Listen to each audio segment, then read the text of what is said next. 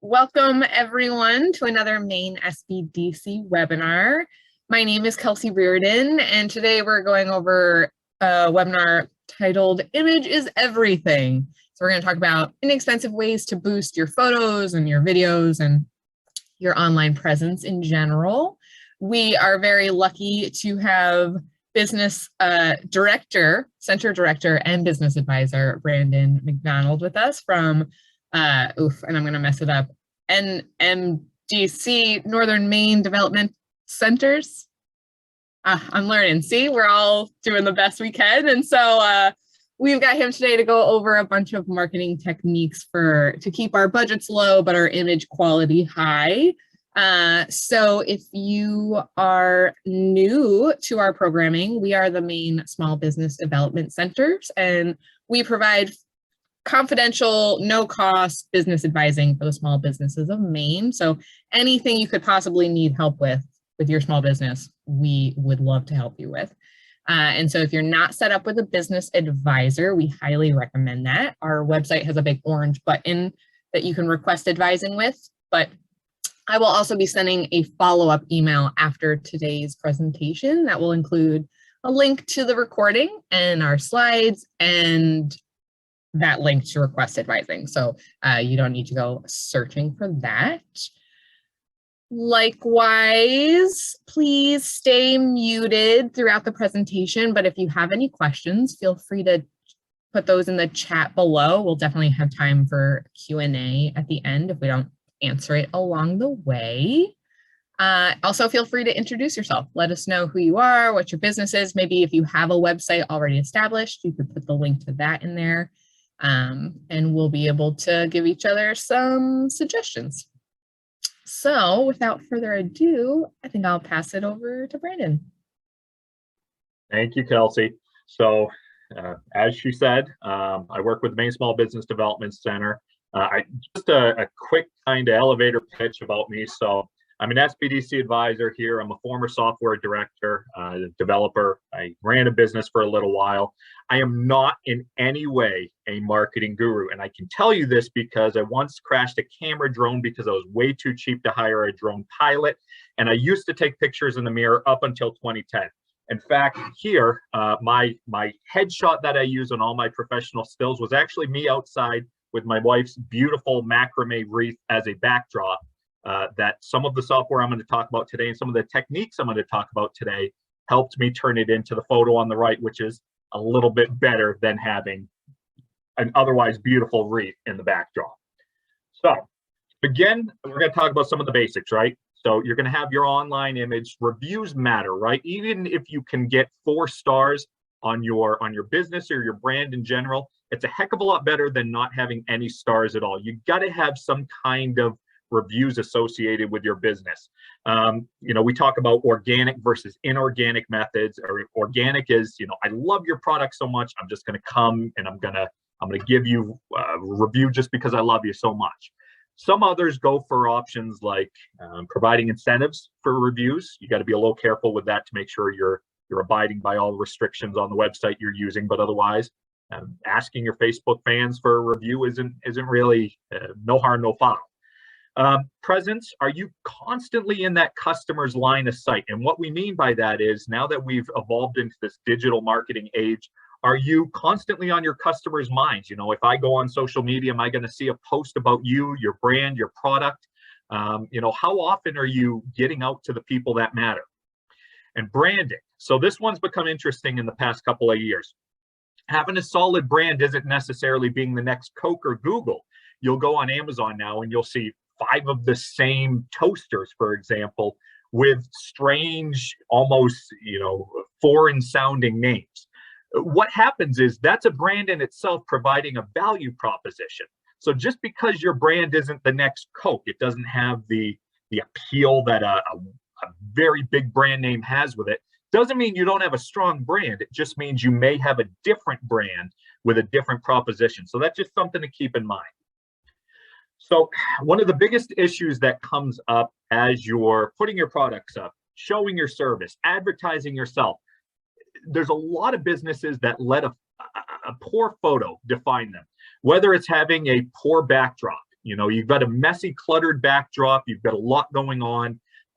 It's hard for us to, you know, restaurants are notorious for this. If you're taking a picture of your food, but there's a lot going on in the background, it's really hard for us to focus on that main event, right? That beautiful meal, that beautiful product you have. If you're taking blurry photos of your products, if it goes next, you know, head to head on anything else on social media, it's going to be hard for you to stand out. If you're doing a low resolution photo, which as some of us are still using cameras from maybe the 2000s, it's common to have a low resolution when you're uploading something. If you see it go on to Facebook or go on a social media post and it looks blurry, first question you got to ask is it your camera causing it or is it the website causing it? It's a little bit of a different situation because there are websites that will almost shrink a photo to the point where it can lose some resolution.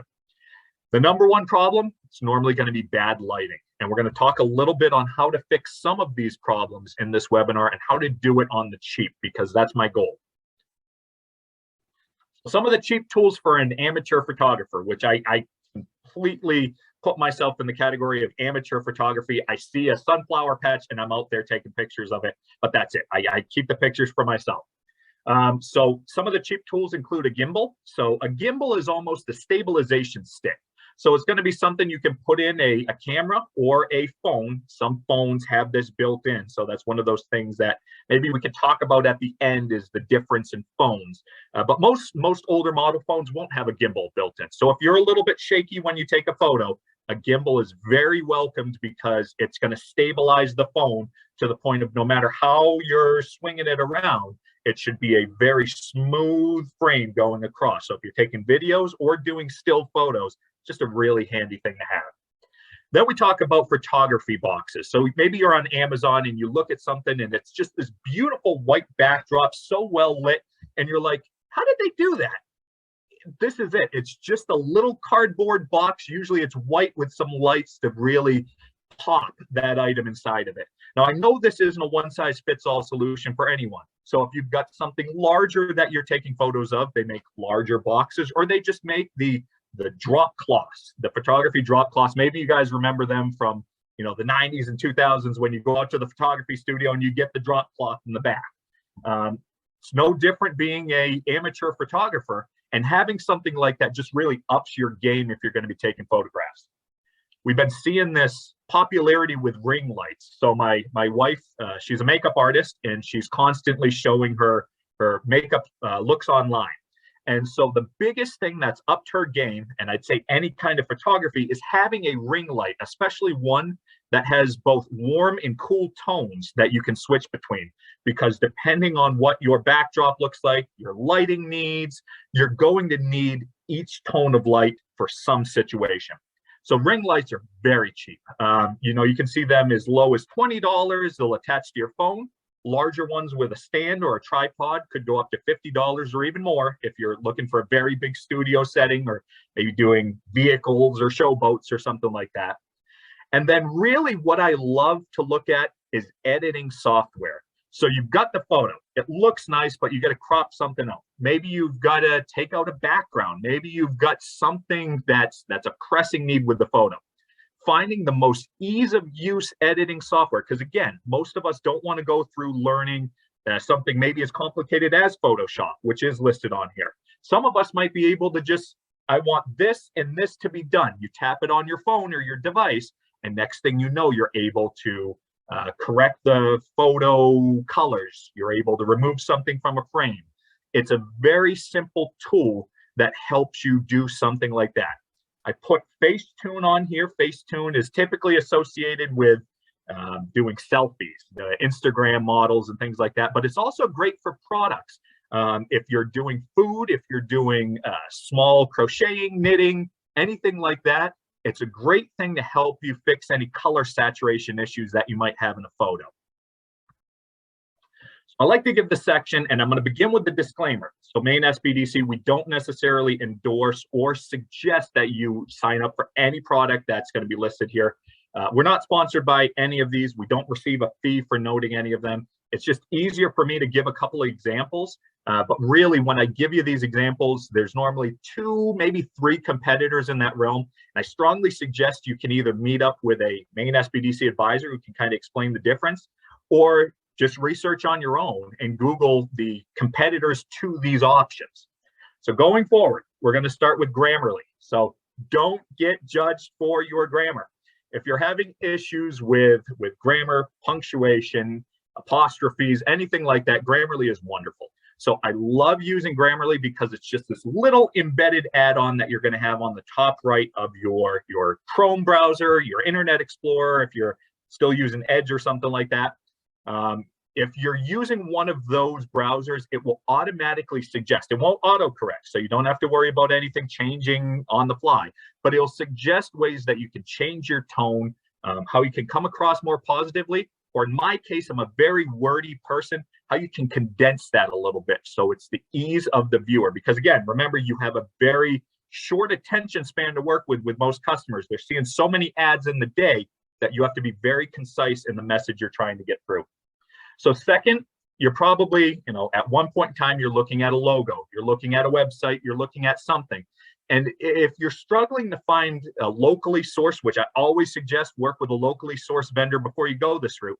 But if you're struggling after looking local, I always like looking at an outsourcing company like Fiverr. Fiverr works with independent consultants. And in general, there are plenty of these websites that work with independent consultants who will help you with a logo, marketing plans, website design.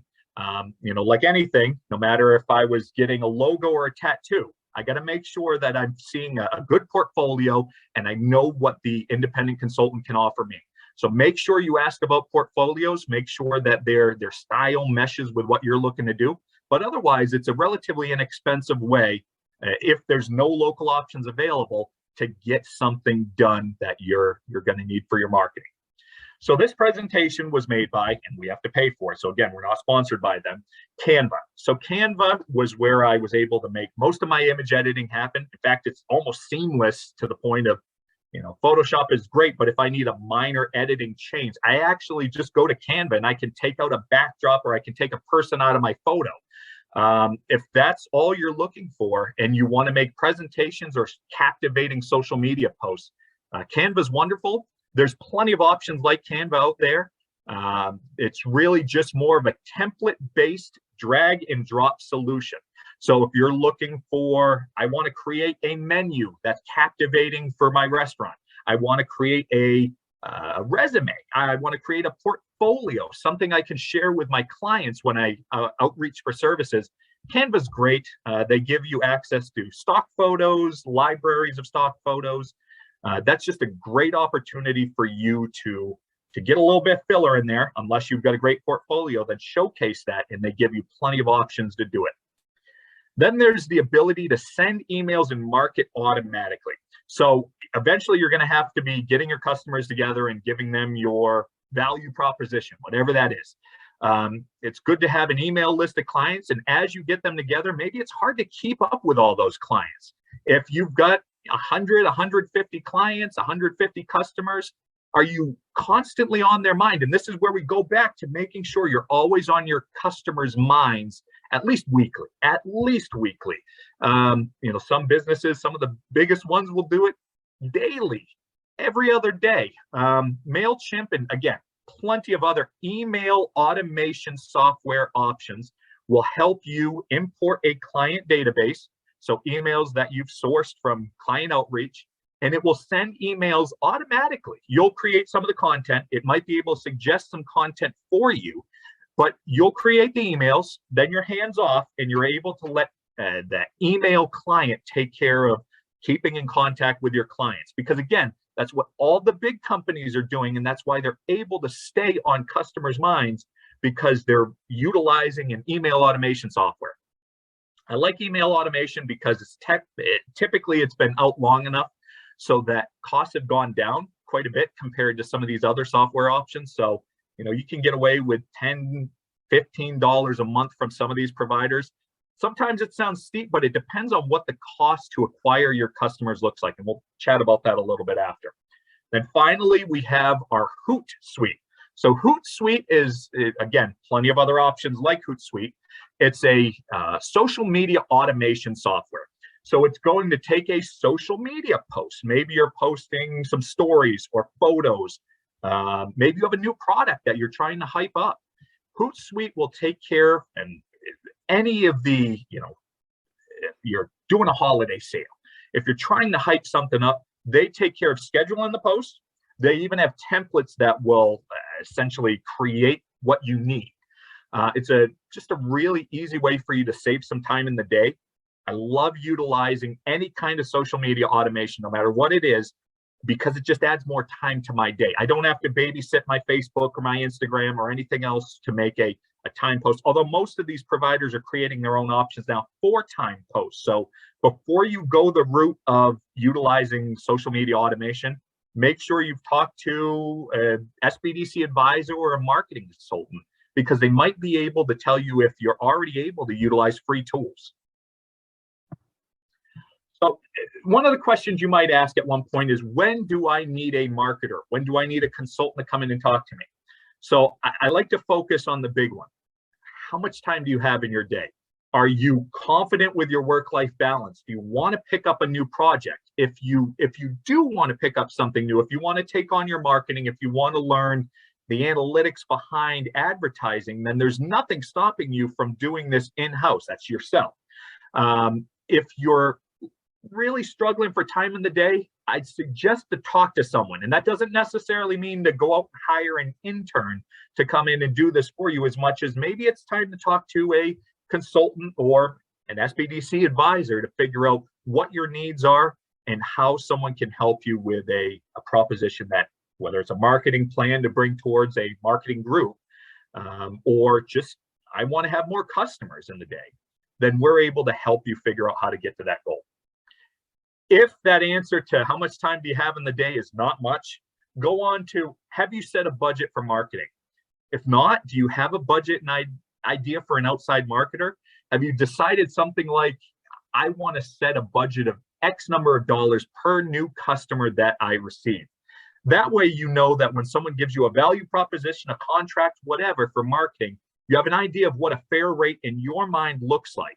It's always good to chat with someone in the marketing field just to see if, is this a fair rate? Is $30 too much for a customer in this field, or just enough? And if you've got a budget, or if you're willing to look at a budget, how does your supply and demand curve look? So sometimes you'll see businesses advertising even when they're completely swamped. And that's a little bit of a risky thing for you to do, because you may jeopardize your current relationships with your customers and clients. So if you can't fulfill orders as it is right now, be cautious of marketing excessively so that you don't, go beyond your customers' expectations and into a negative perception, because you just have too many irons in the fire. You have too many sales going on. You can't keep up with processing. At that point, marketing just isn't the best goal, unless you have a plan in mind of how you're going to approach any supply chain curves that you hit. So we talk about social media ads. Social media ads 10 years ago were one of those things that I think we had to sometimes grab someone by the arm and say, you got to trust me on this. You got to trust me, it works. And to this point, if you're not utilizing social media, it's one of those difficult conversations to have, but really you're going to lose out in comparison to your competition. What happens is, when your competitors are using social media, it makes it at a disadvantage to you if you can't get on social media. If you look around in your town or the greater area, pick a radius of 50 or 100 miles, and you notice that, well, my competitors are using social media. I see their posts online. My friends tell me about those posts. If you're not on social media, you're already losing in the competition. So if you can capture that traffic, that is a great benefit to you. When you're making a social media ad, present a call to action. A call to action is just a simple, here's what you need to do. If you're a nonprofit organization, join us today. Here's what we can do for you. If you're looking for just a client, someone to add to your email list, subscribe today. Join our email list to keep up with what we do. And if you're looking for just a flat out sale, if you know that your product is darn near able to sell itself, buy now. Make sure you present that call to action and present it very concisely. That doesn't mean you have to be in the buyer's face, but you do have to be concise with that call to action so there's no confusion with the buyer. Tell a story. So one of the most important pieces of social media ads and advertising in general is telling a story. You can show me a great product, but unless there's an emotional feeling with it, whether that's the feeling of joy I get when I buy something for $5 less, or the feeling of joy I get when I see that you're an ethical corporation or an ethical company that's doing the right thing for your customers. Is it a post about a happy customer? Are you showing that, this customer utilized my product to do something great? I like seeing that. That's a feel-good moment for the viewer, and it actually will lead to more reactions.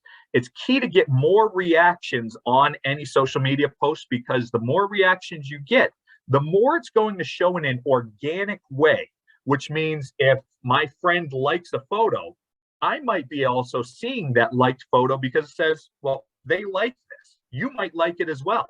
So the more people who like your paid content, the more people who organically, for free, might see that paid content. That's a really key thing to remember when you're making an ad that's captivating. Are you doing something with charitable giving? Those are usually great things to highlight. And I'm not the kind of person who likes saying, put your charitable giving, on your shoulders and prop it up, because that's not really why many of us give. But at the same time, we know that our competitors do it. We know that the competition's going to write a check or do something, and they're going to get a press release for it. You got to make sure that you are keeping up with what your competitors do. It's important, and you can still stay ethical while also positively promoting what you do. My last favorite one that I'm seeing a lot more of now is memes, humor. So sharing funny photos, sharing something relevant, of course, to your business. I've seen a couple businesses out of the Portland area taking on this a lot more, to the point where they're almost a comedy page as much as they're a business. And while some think that detracts from the business, I personally think it's great because it brings those organic people into the business. It's hard to sit down and say, yeah, I laughed at a Coca-Cola ad recently. It's been a little while. But if I sit down and I laugh at your ads, if I laugh at what you're doing and you bring me great joy in my day, definitely am I going to have you on my mind, even if it's to tell my friends, oh, I was on the car wash page and they had a joke about whatever, water prices going up. I resonate with that, so I laughed at it. Well, if you can show that kind of humor side and let someone laugh a little bit, it's going to make them like you a little bit more. Really, my main point is don't knock boosting a post until you try it. Typically, from my experience, a physical business, retail service, physical businesses, they work best for methods like Facebook. Facebook's a lot more, they call it geocoding.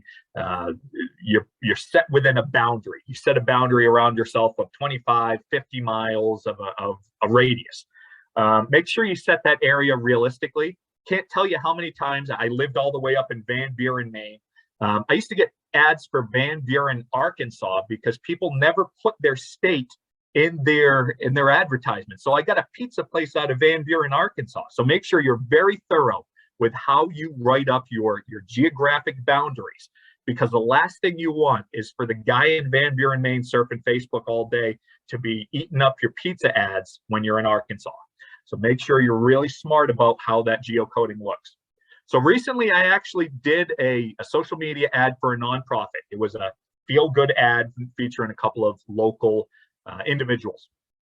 With just $40, we reached about 22,000 individuals and had about 4,700 engagements. Now, engagements is a really key thing, because that's going to be your likes, your comments, your shares. That's someone not just looking and swiping by your photo, but actually touching it. Tap, comment, share, whatever it is, engaging with your photo, or the most important one is clicking it just to open up and see what you're all about. Because of that $40 campaign, we found new donors, we found new individuals willing to serve in the capacity. If you have a captivating enough post, you're able to take that and spread it as far as it can go throughout Maine and maybe even the rest of New England. So just keep that in mind when you're working with social media ads. So as we go forward, I'd like to know how Maine SBDC can help you. So Maine SBDC, they offer confidential one-on-one advising that's completely free. That's the key. It's completely free to talk to an SBDC advisor.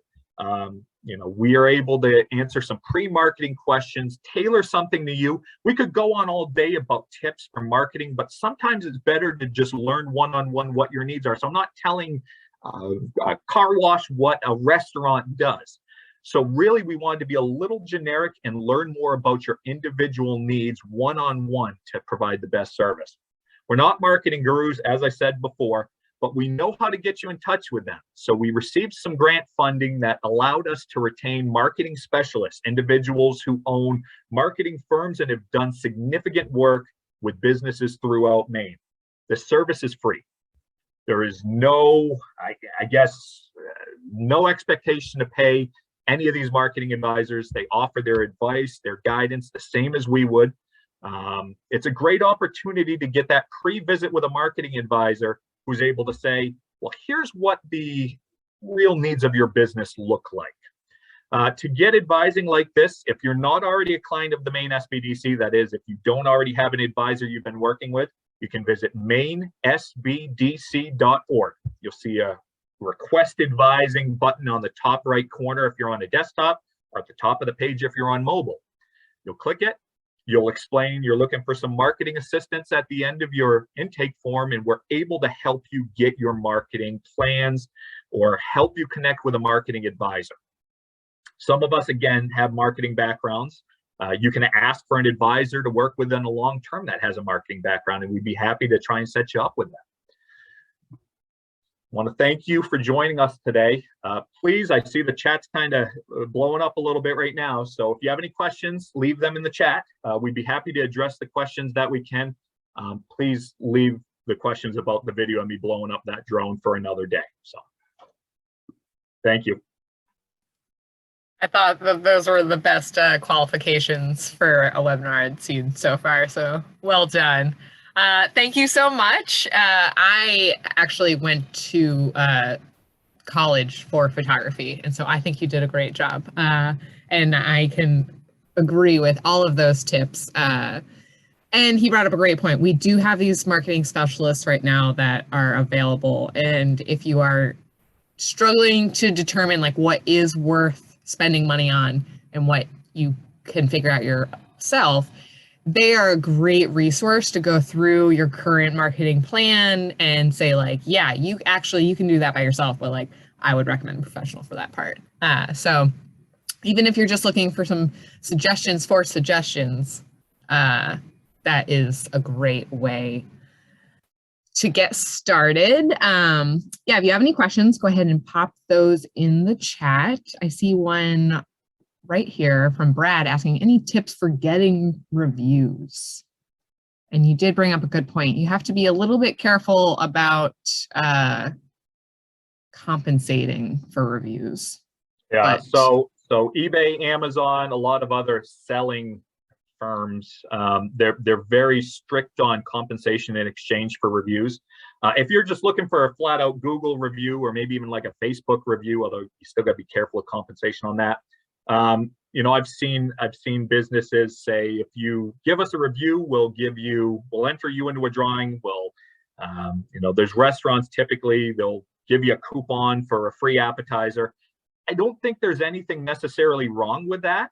You just got to make sure you're not breaking the terms of any kind of agreement that you have through, again, Amazon, eBay, Shopify, anything like that. But as long as you don't breach any agreement, there's really no boundary.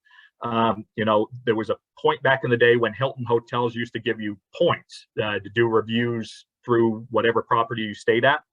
And then as the points built up, they racked back that program.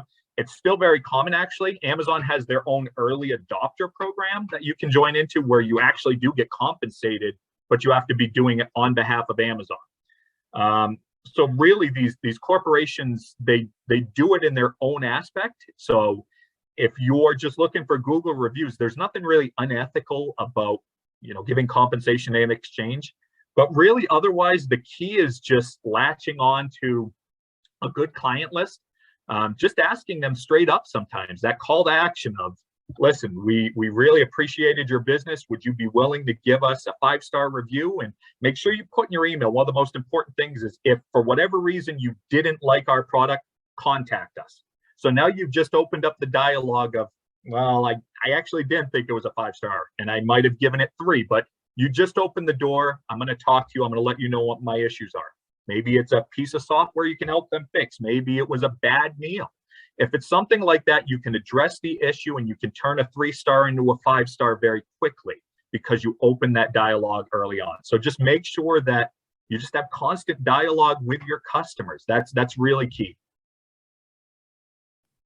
Yeah, and definitely like just outright asking for reviews. Like you don't have to offer anything in response, but if at the end of your newsletters or the end of your receipt, there's just a little link that sends them to a place to send a review, then you're consistently getting that in front of people's eyes. So we do have another question that I'm not sure how great we will be at answering, but Patricia is looking for a new phone and she takes pictures, like close-up pictures of her jewelry that she makes. And she was wondering if you have any suggestions. I will say real fast, there are these, I'm not sure that I know exactly where they are right now, but I have these little lenses that actually clip onto my phone that are like a micro and a macro lens. And so that I would recommend over, like, get the phone that does the best for all of your needs, and then get those little lenses for any close-up photography would be my recommendation.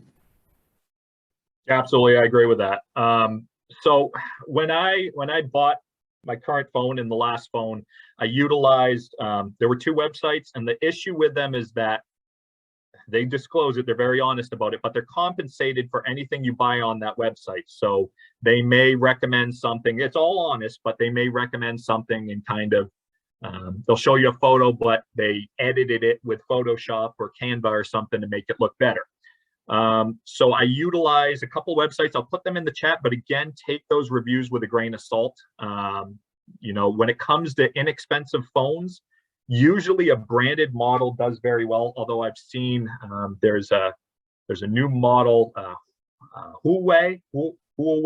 I'm gonna totally butcher it, but they're found actually on AliExpress, which is a kind of a Chinese website. Those are some very inexpensive phones, but the quality of long-term use is yet to be kind of there. And there's been a lot of other concerns on the other end. So really, at the end of the day, Samsung, Apple, those are the big names, and kind of having the best chips inside of their cameras. They just have a corner on the technology. If you're able to find something through them, that's great, but it's not necessarily always the most budget conscious option. So I'm going to put websites in there. Feel free to take a look at them. They do top 10 lists of mobile phones and best phones for that year. There we go. I do see another comment, and I personally have never used Google phones, but from the photography groups that I run in, I have heard that the Google Pixel phones take pretty great photos. So I can confirm I've heard that rumor as well, but that's about as far as I can go. Yeah, everybody's kind of in agreement, and everyone was saying that Canva's great, Grammarly's great. I rely heavily on both of those for personal and professional work all around. I like that my review emails I get from Grammarly, like, you're doing a really good job, but you don't know how to use commas. And it's like, I know that about myself. And so I really appreciate the help and the encouragement. And I'm sure that the SBDC's social media posts benefit from Grammarly quite a bit as well. So we're all using these. It's so great to see so many people show up today and everybody sharing their websites. So definitely check each other out. If you ever shop from one of the businesses, make sure you leave a review. And yeah, yep, vegan desserts, delicious. I don't see any other questions, but if anybody has them, feel free to pop them in there. Although we know you're all very busy people. I'll give you a little bit of time back this afternoon. Just a reminder, I will send out a link to the recording. So if you missed anything, you want to rewind to those names or any links like that, you'll have access. And I will also be sending out the presentation. So you'll actually have all of those to click through. There seems to be another question. Was Brandon going to mention something about gimbal on phones? Sure. Yeah. So I probably skipped that one.